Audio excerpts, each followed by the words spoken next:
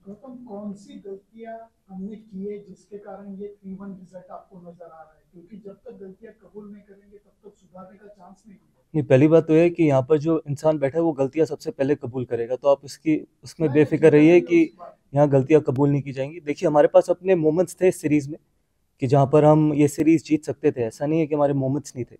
जिस तरीके से हमने स्टार्ट किया इस सीरीज़ को, उसके बाद obviously pink ball test match, फिर हमने ड्रॉ किया, तो कहीं ना कहीं अगर आप मेलबर्न का वो एक सेशन उठा के देख लीजिए, लास्ट सेशन, अगर हम यहाँ पर 1-1 आते तो शायद दबाव ऑस्ट्रेलिया पे और ज़्यादा हो सकता था।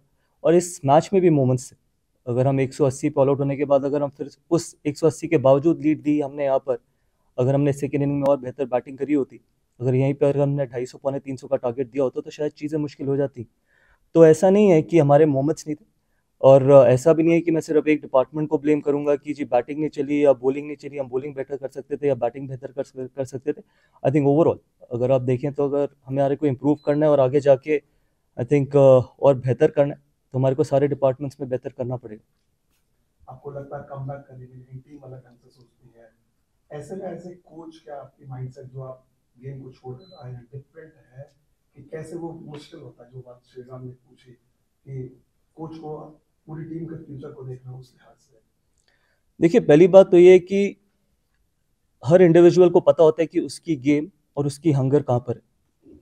वो सबसे इंपॉर्टेंट चीज़ है किसी भी स्पोर्ट के लिए और किसी भी प्रोफेशन के लिए। ऐसा नहीं है कि सिर्फ स्पोर्ट के लिए कि आप कितने हंग्री हैं, आप कितने पैशनेट हैं और आप क्या आपके कंट्रीब्यूशन से टीम आगे जा रही है या नहीं जा रही। बिकॉज अल्टीमेटली ये ना मेरी टीम है ना आपकी टीम है, देश की टीम है। मेरा मानना है कि जैसे मैंने कहा है कि वहाँ पर हमारे ड्रेसिंग रूम में बहुत ऑनेस्ट खिलाड़ी हैं, बहुत ऑनेस्ट लोग हैं जो जानते हैं कि उनमें कितना हंगर है, वो क्या उनके कंट्रीब्यूशन से इंडियन टीम आगे जा सकती है। बट हाँ, जहाँ तक मेरा सवाल है, मेरी सबसे बड़ी जिम्मेदारी ये है कि I have to be fair to everyone in that room, not only 1 or 2 individuals. अगर मैं सिर्फ 2 या 3 इंडिविजुअल्स के साथ फेयर हूँ और बाकियों के साथ नहीं हूँ तो then I am being dishonest to my job. तो चाहे वो खिलाड़ी अभी तक जिसने डेब्यू नहीं किया, चाहे वो खिलाड़ी हो जिसने 100 टेस्ट मैच खेले हो, मेरा सिंपल एक मकसद है मेरे जॉब का कि I have to be absolutely fair and equal to everyone. नहीं खेला और उन्होंने ब्रॉडकास्टर से बात करते हुए कहा कि उनके रन नहीं आ रहे इसलिए उन्होंने ऑप्ट आउट किया।